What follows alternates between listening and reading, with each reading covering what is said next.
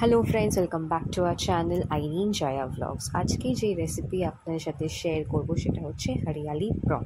তো ফার্স্টেই হরিয়ালি প্রন বানানোর জন্য লাগবে হরি ধনেপাতা, দেন লাগবে লেবু, রসুন, কাঁচা লঙ্কা আর অবভিয়াসলি চিংড়ি। প্রন তো লাগবেই, নাহলে রেসিপি ইনকমপ্লিট। এটা ইজি একটা রেসিপি, নট সো কমপ্লিকেটেড। তো চলুন ফার্স্টে আমরা পেস্টটা বানিয়ে নিই। মিক্সার গ্রাইন্ডারে ব্লেন্ডারে ফার্স্টে আপনি কাঁচা লঙ্কা নেবেন, দেন রসুনের কোয়া নেবেন, আর নেবেন ধনে পাতা। এখানে আমাদের 1 কেজি মতো প্রন ছিল, বাট সেটা পরিষ্কার করে পুরো বাদ দেওয়ার পর এই কোয়ান্টিটিতে এসেছে। তো সেটা আপনারা যারা রান্না করেন তারা অবভিয়াসলি বুঝতেই পারবেন যে কতটা কী দিলে হবে না হবে, তো সেই অনুযায়ী নিয়ে নেবেন। তো দেখছেন এখানে পেস্টটা বানানো হয়ে গেছে। এবার এই পরিষ্কার করে ধুয়ে রাখা চিংড়ির মধ্যে দিয়ে দেবেন। চিংড়িতে কিন্তু কোনো নুন হলুদ কিচ্ছু দেওয়া হয়নি, ডিরেক্ট এই পেস্টটা দেওয়া হলো।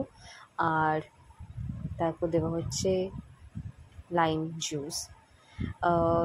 এটা একটু বেশিই দেবেন, কারণ মেন টেস্ট আসবে আপনার ধনেপাতা আর লেবু থেকে। আর ডেফিনেটলি কাঁচা লঙ্কা রসুন তো আছেই, ওদের ফ্লেভারটাও ভালো।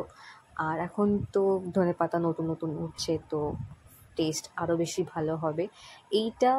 এই রেসিপিটা অ্যাকচুয়ালি আমার মাথায় এসেছিলো তখন লকডাউন চলছিল 2020-তে। আমি ভাবলাম হরিয়ালি চিকেন হয়, তো why not hariyali prawn.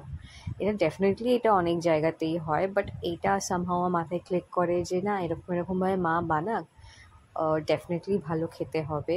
R trust me, এটা আমার মা দারুণ বানায়। তো হ্যাঁ, এবার দিয়ে দেওয়া হচ্ছে আন্দাজ মতো নুন। এটাকে ভালো করে মিক্স করে নেবেন। লেবুর একটা দানা পড়েছিল, তো সেটাই মা তুলে নিচ্ছে। হাত দিয়ে মিক্স করবেন, যেটা আমি আপনাদেরকে বলি, চামচ ফামুচের এই সিনে একদমই যাবেন না। ভালো করে এটাকে মাখিয়ে চাখিয়ে অ্যারাউন্ড 40 to 1 hour মতনটাকে ফ্রিজে ম্যারিনেট করতে রেখে দেবেন। তাহলে যতক্ষণ ম্যারিনেট করে রাখবেন ততক্ষণ ভালো, প্রনের ভেতরে পেস্টটা ঢুকবে, টেস্টটা ভালো হবে। তো দেখছেন ম্যারিনেট করে রেখেছিলাম প্রায় 1 ঘন্টা মতন, এরকম দেখতে হয়েছে। এবার কড়াইতে দিয়ে দেবেন আপনারা রিফাইন্ড অয়েলের মধ্যে যে ম্যারিনেট করা প্রনটা আছে দিয়ে দেবেন।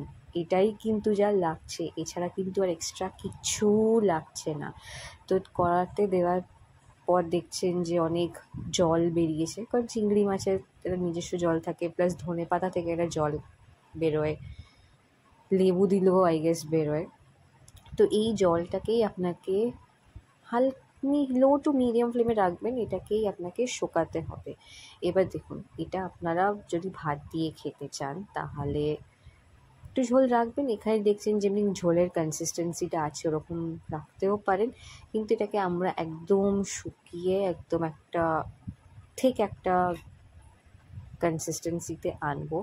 হ্যাঁ, তো যেটা বলছিলাম, এটা আমার মাথায় এসেছিলো, তো মা এটা বানিয়েছিল আর এটা দারুণ বানায়, ট্রাস্ট মি। আর আমার মার থেকে এই রেসিপিটা যারা যারা জেনে বানিয়েছে তারা কিন্তু সাকসেসফুল হয়ে উঠতে পারেনি। আমার মনে হয় এই রেসিপিটা আমার মাই একমাত্র ভালো পারে, অন্যরাও পারবে সেটা না, বাট আমার মা বেশি ভালো করে। আর এটা তো আমি গরম ভাত দিয়ে খাই, চাইলে আপনারা রুটি পরোটা দিয়েও খেতে পারেন, সেটা আপনাদের উপর ডিপেন্ড করছে, এটা সব কিছুর সাথেই যাবে।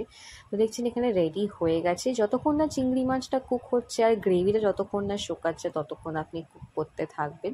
তো দেখতেই পাচ্ছেন এখানে কালারটা অনেকটা চেঞ্জ হয়ে গেছে, আর এটা থেকে তেলও ছেড়েছে। তেল কিন্তু আমরা এটার মধ্যে বেশি দিইনি।